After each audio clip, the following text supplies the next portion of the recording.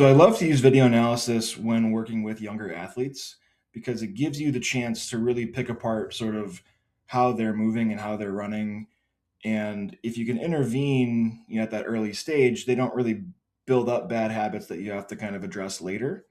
And young people in general tend to pick things up pretty readily. They're malleable, they're not dealing with a 30-year injury history.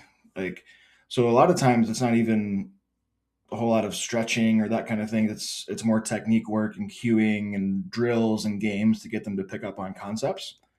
So here's a video of the running form of an NHL superstar to be in approximately 2040.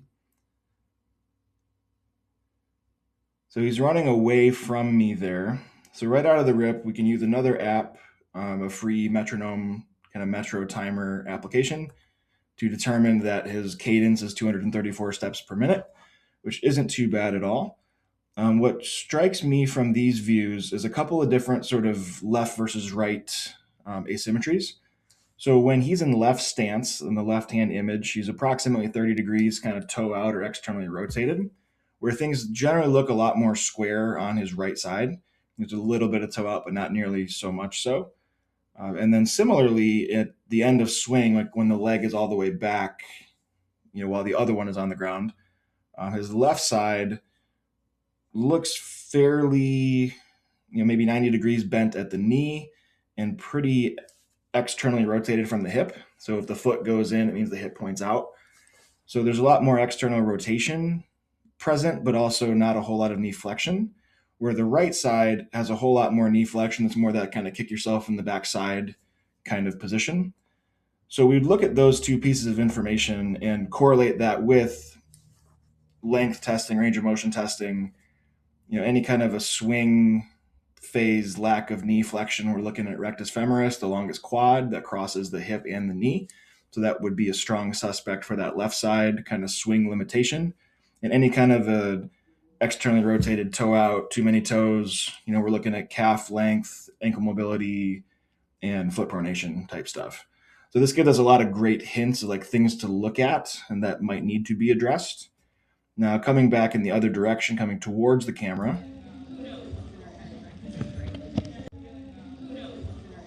so we see a couple things. One of which is really great arm swing, which I'll show you in the slow-mo.